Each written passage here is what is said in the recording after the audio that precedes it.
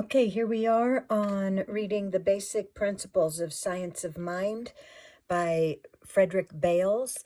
I am reading chapter 6 today, and I'm starting on page 83.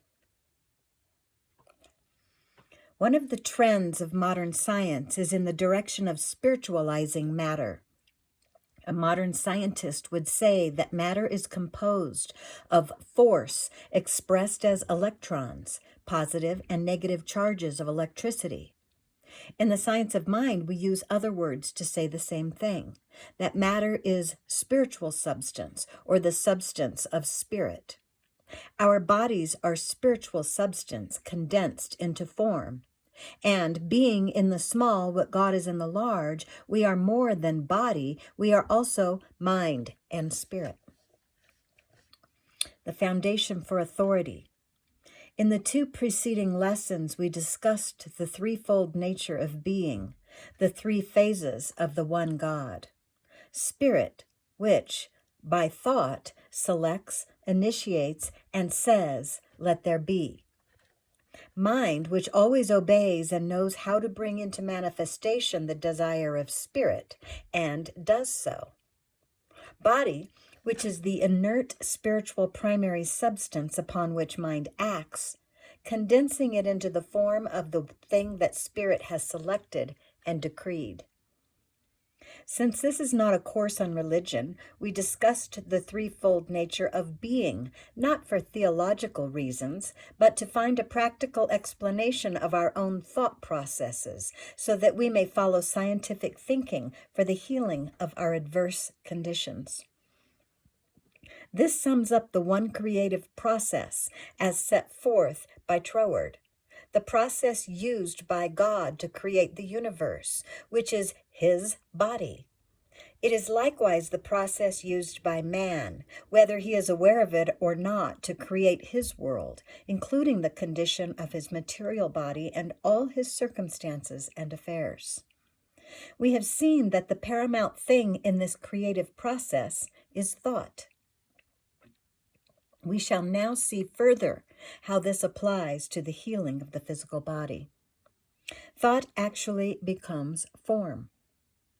It must be remembered that thought not only influences form, it actually becomes form. To the average student, this is something that will need explanation. How, he will ask, can dense matter emerge from immaterial thought? How can anything as solid as rock, for instance, be composed of the same substance as thought, the finer vibration of spirit? We have developed the argument that the whole creation was drawn out of originating spirit. If that is so, then in some way it must have already been present, hidden within spirit. Page 84. We could use the illustration of the three-segmented telescope. At first sight, it appears to be a single cylinder, but we pull out the second segment, then the third, both of which are part of its structure. This might appear astounding to a savage seeing it for the first time. It is only one, yet it is three, as he soon learns. For the purpose of instruction, we may think of spirit seeing itself as the first cylinder, then mind emerging as the fabricator, and finally form, the body, being brought into view. As man sees it, this would be reversed. He sees body first, then mind emerging, and finally the innermost segment as spirit. The illustration is reluctantly used since it does not fully illustrate the creative cycle, except from the standpoint of appearance. We might also consider again this homely illustration from an earlier lesson. We know that true steam is invisible. That which we see a short distance from the kettle spout is a visible, lowered condensation of the invisible steam emerging right at the spout. Lower its molecular vibration further by passing it through or over condenser coils, and this invisible steam will show up as water. Lower it still further in condensation by freezing, and it becomes hard, solid ice. All these different forms, from invisible steam to hard, solid ice, are due to changes in the vibration of the same substance brought about by the operation of natural law. And it is by operation of creative law that thought, invisible and intangible, becomes the solid body of man. Man's body is thought energy in form. We say then that the body is a living thing composed of thought. Some of our scientists have called this universe itself a living presence, and have argued that every inorganic atom is alive in a certain way. If a person continues to think of his body as a hard, solid object, it is understandable that his consciousness of healing through thought will never be very strong. To dispel such an illusion, we shall take up the question from another angle. Every moment man lives, he is building new cells to take the place of those that are momentarily wearing out. Physiologists are now estimating that approximately 1 million red blood cells alone disappear and are replaced by new ones each second. When we multiply that by the other parts of the body, we see that the total number that drop out and are replaced in a single second, not to mention an hour a day or any other longer period of time, is enormous. Page 85. And every single one of those cells is built under either a negative thought pattern or a positive thought pattern. For just as the thought of the originating intelligence, falling into form, became the universe, so man's thought falling into form becomes his body. Thus, it is not a question of man's intangible, weak thought bombarding his hard flesh in an endeavor to change it. It is a matter of man's selecting the highest grade of health thought possible, so that this falling into form will become a healthy body. The body is constantly being rebuilt. It is not the same even from one moment to the next. We used to be told that the body is renewed every 7 years. Then some authorities began to believe that it is built anew every 7 to 14 months. Now atomic science has the means of giving us definite proof of its renewal. Dr. Paul C. Abersold, when head of the Atomic Energy Commission, said in a booklet titled Atoms at Work that most of the body, at least 98% of it, is replaced in 1 year. There's no such thing as a chronic disease, but there are many chronic disease thinkers. A diseased cell in a sick person must go to make room for a new cell. What then creates a new diseased cell to take the place of the worn-out one that has gone? A continuance of the old destructive thought pattern is what is called cell memory. That is all. Thus, it can readily be seen that one big obstacle to healing is removed. Extremes of thought that defeat attempts to heal. But, says the self-doubting student, I don't believe my thought is powerful enough to heal. I'm not a trained thinker. My education has been too limited. In addition, my willpower is so weak I know I'd give up before my thought could influence my flesh. When the student really comes to understand that the healing process does not involve his willpower or struggle, but that the infinite thinker, through his thought, becomes flesh, his consciousness of healing will be greatly strengthened. The student will gain further assurance when he comes to know that the infinite mind flows steadily and continuously through his brain at all times, and that infinite mind carries the memory of countless healings. He is now dealing not with human frailty, but with absolute power and wisdom. The power and wisdom that have never been balked or turned back, but have always accomplished their ends. We shall deal with this subject in more detail in a later lesson. I'm on page 86. There are two extremes of thought to which the student may go, and both will defeat his attempts to heal. We have just mentioned self-depreciation, the low estimate of one's ability to accomplish his ends.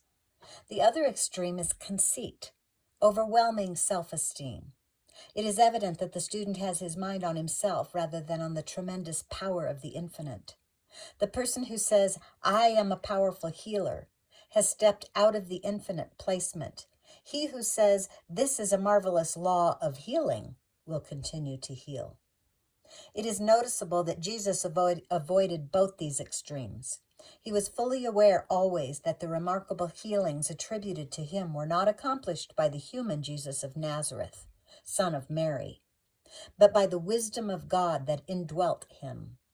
When the people would have lionized him, he said, "Of myself I can do nothing. It is the Father in me who doeth the work." He also said, "I and the Father are one," because he knew that whatever God is in the large, he, Jesus, was in the small. And he knew that the selfsame power that brought the world into being was working through him to bring new bodies to those who gathered about him for healing.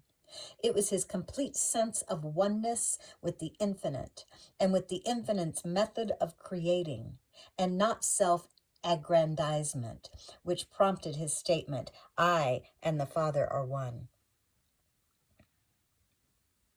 Man is an extension of infinite mind. It is evident that Jesus considered himself an extension of the infinite. He constantly kept his thinking in line with what he believed the eternal thinking to be. The oneness of which he spoke is a oneness of thought, the true oneness, and it was a practical oneness. We said in an earlier lesson that man is an extension of the infinite, as the inlet is an extension of the ocean. Analyze a drop of ocean water and one from an inlet, and the same proportions of hydrogen and oxygen will be found in each. The inlet, though circumscribed by form, is still a part of the boundless ocean. In like manner, man, bounded by a body, is still a part of the infinite, and is as eternal and indestructible. Man, the drop, is in the small what God, the ocean, is in the large. Whatever is true of infinite mind is true of man. Man is an extension of infinite mind. Therefore, whatever is true of that mind is true of him. This is highly important. Does the infinite have power to transcend every obstacle that might be thrown against it? Then so do we. Does it have power to bring anything to pass, no matter how complex? Then so do we. Does it rest always in quiet assurance of perfect peace and harmony? Then so can we. Does it rest forever in the contemplation of beauty of outer and inner? Then our minds too can always be filled with those things that are beautiful, noble, and of good rapport. Does it know that it can never be left stripped of its resources, because there is always a steady flow of all that is necessary for the fulfilling of life? Then so can we. Does supply flow like an endless river through every phase of the infinite? Then so does it flow through all our affairs. Man's true nature is the nature of God. When man believes himself less than this, he is believing an untruth. Thus, basically, man's troubles are the result of a false belief. True healing, then, is the healing of this false belief. The consciousness of oneness gives power. Since man's true nature is nothing but an extension of the infinite, it can be readily seen that what is called oneness with God must be oneness of thinking. That is, man thinking God's thoughts after him. This oneness of God and man is not hypothetical. It is actual. Man derives strength from his unified consciousness, unified with infinite right action. When the personality becomes disintegrated, it is because that person sees two things: that which he desires, which the infinite also sees, and an obstructing power that can block him from the attainment of his desire, which the infinite does not recognize. The psychologist uses the term frustration for this double vision, and it is well known that frustrated persons are always unhappy persons who may become neurotic or worse. Frustration will be unknown when man comes to understand that his true nature is divine, an inheritance from and an extension of the infinite.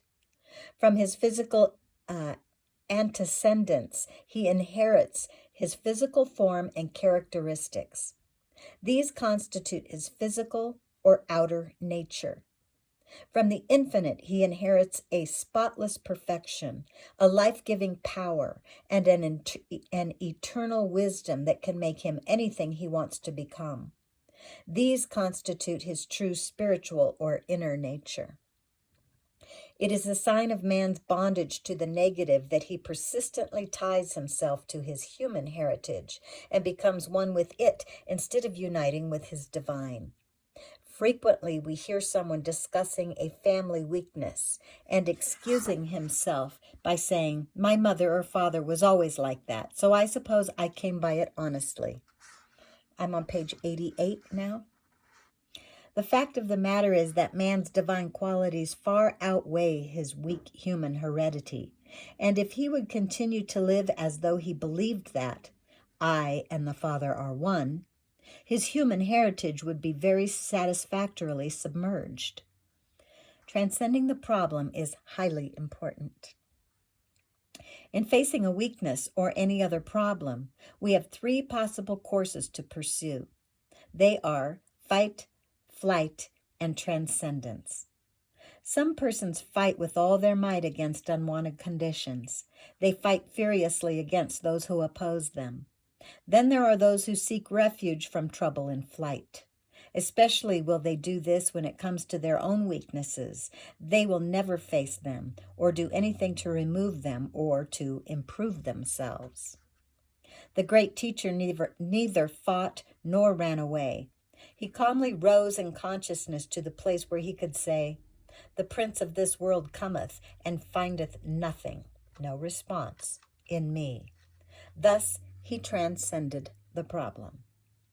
There is a level of living where one does not have to control his anger, for anger is simply not there. If when another viciously opposes or attempts to obstruct us, we get down on his level and fight. If, when another viciously opposes or attempts to obstruct us, we get down on his level and fight, then we unify with him. Oneness with the Father means to live in a mental world so far above the sordid level of our opponent that there is no point of contact with him. Only that which finds response in us can attach itself to us. And if nothing within us vibrates on the plane of discord and violence, these pass us by. It was on this highest level of transcendence that Jesus lived. Of course, it is human nature, not divine, to want to get even with those who have wronged us, to tell them off. And humans are inclined to attribute this reaction to righteous indignation rather than to what it really is. The lower self finding an ego satisfaction in retaliation. A satisfaction that is a very poor one. The highest satisfaction comes from knowing that greater is he that is in you than he that is in the world. The many people who think they are dealing with their problems by never asserting themselves are really only running away from them. There is the wife, for instance, who, in the presence of a bullying husband, will remain silent for fear of touching off a worse scene. And there is the person who becomes a doormat for employer or fellow employees because he will not face the realities of a situation. These persons give in when they should assert themselves. Page 89. It is one thing to give in from fear, and totally different thing to refrain from forcing an issue because of a sense of mastery. The first is cowardice. The second is courage of the highest order. The latter was the sort of courage that gave Jesus his very positive attitude of authority. Each of us houses two tenants, a larger and a smaller self. The smaller one is the self magnified by the world in general. We in the science of mind seek to magnify the larger self and make that self greater than he that is in the world. Here again, we exercise our power of selection. Man stands between his larger and smaller selves. He can hold out the hand to either the lesser or the greater self. When we choose the greater, we are meeting our problems by transcending it. Destructive habits. We digress at this point to touch on something that will receive more complete treatment later on. The victory over destructive habits gained through transcendence. The science of mind way to free oneself from a bad habit is not to fight it, but to lose all desire for it. There is a higher state of consciousness than desire to quit the habit, or desire to master it, or desire to continue it. That state, above all desire connected with it, is the state where one is so occupied with the reality of life as it pertains to his own person, that everything less than the complete self does not exist. This is what we shall go into more fully later. Authority comes through knowing. In reading the life of Jesus, it is interesting to note how often the word authority was used concerning him. The people recognized a very real sense of authority in the way he spoke. There is a difference in the power of a man's word when he really knows what he is talking about. The salesman who knows his goods and also knows his competitors so well that, if challenged, can give reasons why his are better. This man has an inward sense of authority that creates sales.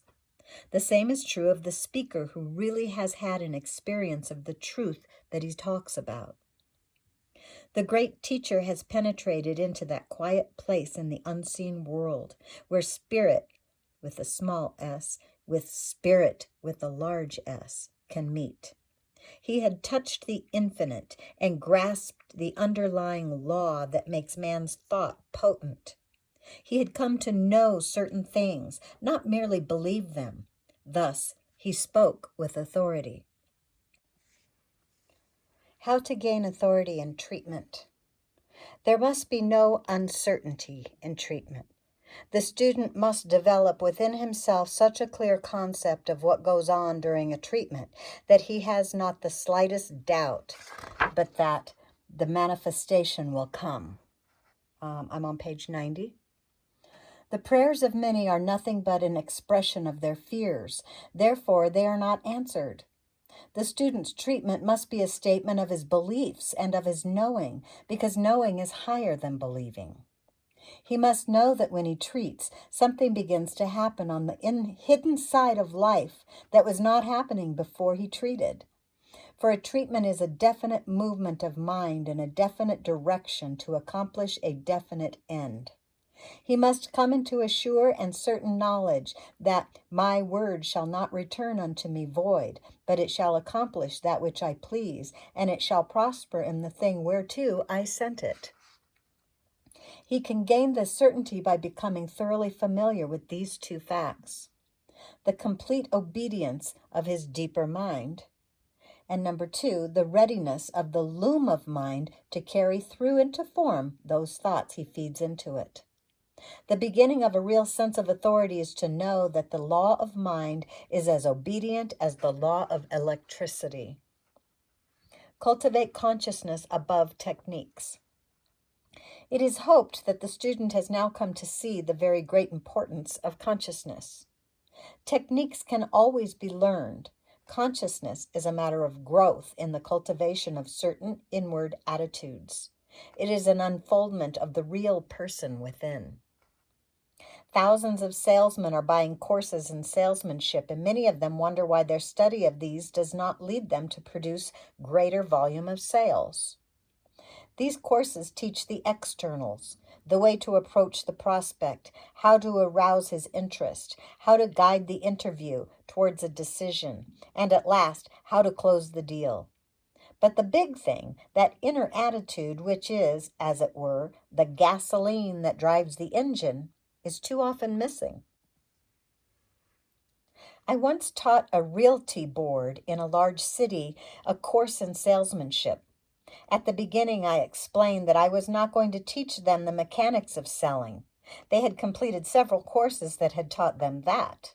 I said I was going to try to impart to them those inner states of mind, the sales consciousness, that would be the actual deciding element in closing their sales. At the conclusion of the course, I received a letter from the secretary of the board saying that the men had agreed that my course was better than all the others they had taken, and that as a result of taking it, every member of that class had reported not only larger sales, but also cleaner sales. Cultivate your inner consciousness. Our next lesson will go into the technique of treatment. And on page 91, special helps in study and practical applications. It says, these special helps have been carefully prepared to help you get the most out of this course.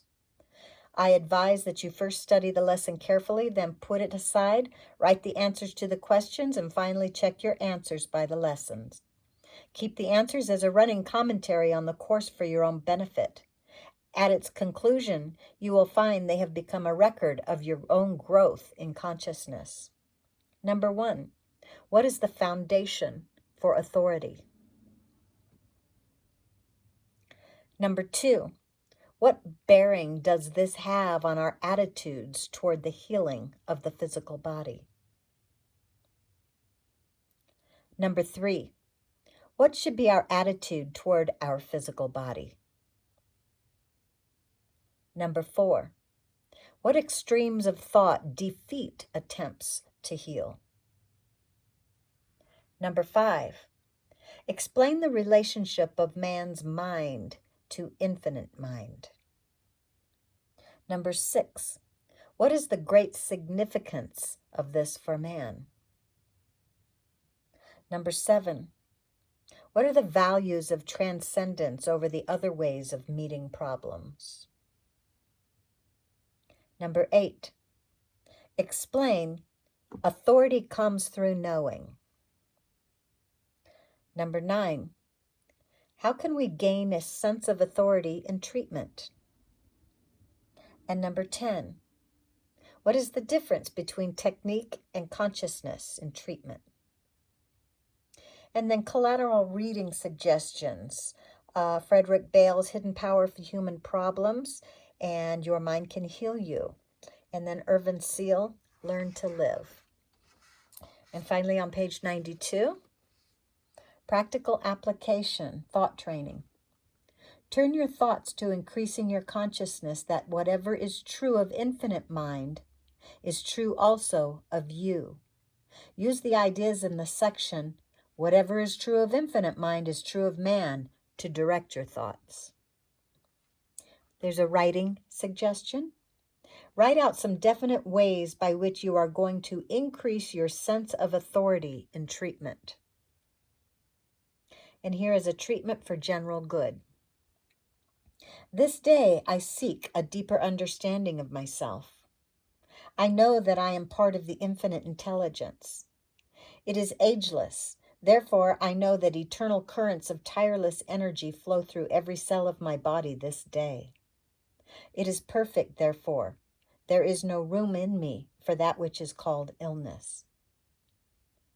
It is life. Therefore, nothing destructive can operate to hurt me, to my hurt. It is wisdom. Therefore, my thought has balance so that I am guided in all right action this day. It is fullness. Therefore, my cup of blessings overflows. This day I am alive to my true nature, the visible expression of that eternal good that is forever invisible, which worketh in me to will and to do of its good pleasure. And it is so.